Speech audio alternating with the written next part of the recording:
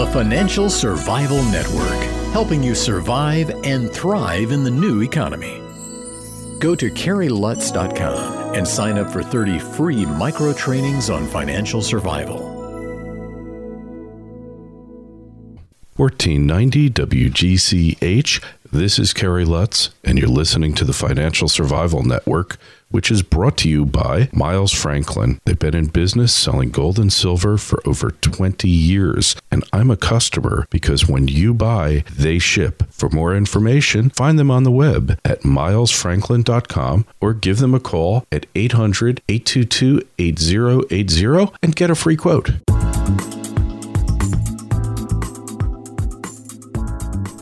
$14.90 WGCH. This is Carrie Lutz, and you're listening to the Financial Survival Network, and it's time for another Triple Lutz report. So it's Memorial Day weekend, May 26th, 2012. I'm here in the studio working away because I had such a wonderful day yesterday, and I am so grateful to be here. I got to spend the day with Jay Taylor. I don't know if you know him. He's got a radio show. Jay started out life as a financial guy working in that great catch basin of human souls, also known as Wall Street, and he started writing a newsletter a long time ago as a hobby. It was called the North American Gold Mining Stocks newsletter, which was the predecessor of his current newsletter, which is miningstocks.com. And Jay graciously invited me over to a Yukon mining stock presentation at the Yale Club. And he just happened to be speaking there. And I got to hear about a lot of really good mining stocks, companies that have totally had the stuffing kicked out of them, companies that are really, they're worth more dead than alive. And there was a number of fund managers there, a lot of fund managers. And while Jay was speaking, I looked around the room because Jay and I have a lot in common. We're both of a more or less libertarian bent. We both believe in free market economics, not crony capitalism. And we both believe in the sanctity of the free market. So I'm looking at these people, and Jay is talking about the elitist conspiracy that is ruining the country, that is impoverishing or has set out to impoverish us all. And, you know, these fund managers, they're interested in investments, they're interested in value, they're interested in buying assets on the cheap, but they're not interested in reality. They just didn't want to know what was really going on. And that nobody mentioned it in the room, but certainly the argument can be made that the United States is in the midst of a second Great Depression. The true unemployment rate, well over 20%, when you factor in all of the 5 million people who have gone onto disability after exhausting their unemployment benefits. So there's no question that there are grave financial ills and problems taking place in the United States today. But as far as these fund managers were concerned, it was business as usual. What they didn't get, what they don't understand, is that the financialization of the U.S. economy is over. And now, as Jim Rogers has said on numerous occasions, we are going to see a major contraction in the financial sector of the economy. And we're going to see that sector going from the 20s and 30s percentage-wise of GDP and employment down to the historic range of 10 to 15%.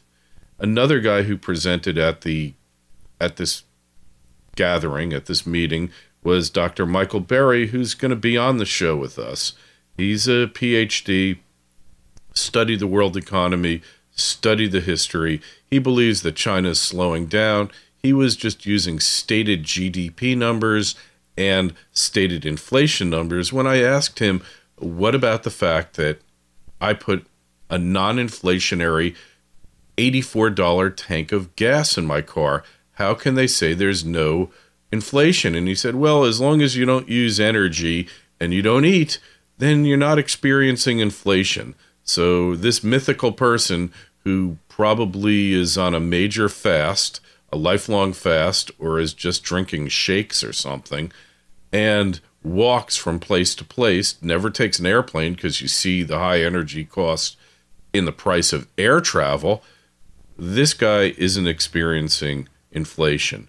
But what you have to see, what you have to understand, and Jay made this point, and so did Dr. Berry, and they both have slightly different views on this, but that the only trick governments know is to inflate.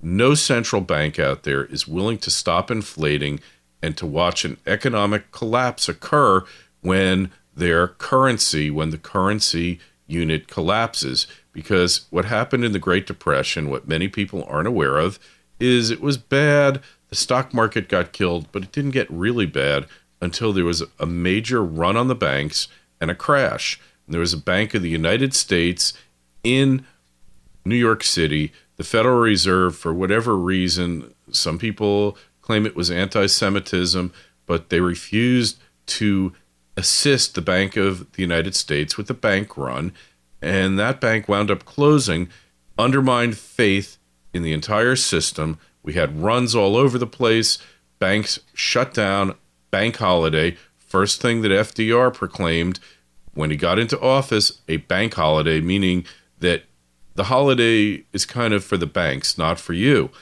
The holiday is that the banks don't have to pay their debts, meaning their deposits, but you still got to pay your loan. So that's the typical type of fairness that we always encounter in our economy. And this time was absolutely no different. So the point here is that the central bankers are not going to stop printing because they will not sit back idly by and watch a major deflation. Now, a major deflation could still take place. We've talked about this scenario a number of times. You wake up in the morning, you go to the ATM, you stick your card in, and it says, we're having technical difficulties. Sorry. You go to the gas station, stick the credit card in, no gas. You go to the supermarket, try to buy some food, card's not working.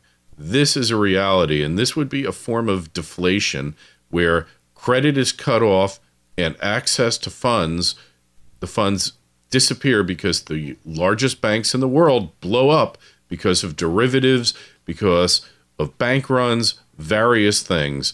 Now, of course, the Federal Reserve would seek to print money as fast as it could to replenish that currency supply that was lost. The fact is, though, that if the banks collapse and are inoperable, systemic failure, it might not matter how much money gets printed.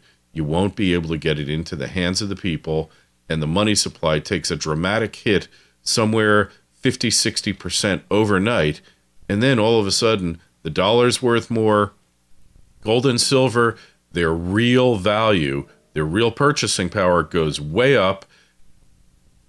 Your paper money goes way up, but your digital dollars are either inaccessible or they've disappeared because these banks have blown up. These are the scenarios that could happen. Watch Europe very closely because it's a dry run for what's going to happen in the US, Japan. It's going to happen in China. People in China don't trust their banks, rightfully so. Never trust a bank because banks fail. And so far in the U.S., we've been living in this illusion that the government is going to make everybody's losses good. But you know what? That's not going to go on forever because there's only so much money that can be printed, and the government has only so much power in imposing its will. We're going to see how this thing shakes out in the not-too-distant future, but what we are going to see regardless is the too-big-to-fail banks will be dismantled. They will be cut down to size, and the financialized sector of the economy is going to be eliminated. It's going to be, I shouldn't say eliminated, but it's going to be greatly, greatly reduced. And that's a good thing because we need to get back to producing things in this country. We need to get back to an economy of real wealth, of savings, not one where paper or digital dollars is the law of the land is the coin of the realm. So, look, get ready for it. Collapse is in place. Nothing's changed. I'm not here to alarm you. I'm just here to fill you in on the details. Ask you again, please put together a financial survival plan. Put together a personal survival plan and a family survival plan. Do these things now, and while you might not be able to escape all the pain that's coming down our way, you could conceivably escape a great deal of it. Hey, thanks for listening. By the way, go over to Jay's site, jtaylormedia.com. Jay's an all-around nice guy, honest, authentic, and he only wants to help you. And while you're at it, make sure you go over to financialsurvivalnetwork.com, financialsurvivalnetwork.com, sign up for the newsletter, sign up for the toolkit, and enjoy the rest of what in the East Coast, in any event, is shaping up as a beautiful holiday weekend. This has been Kerry Lutz, another Triple Lutz Report, signing off.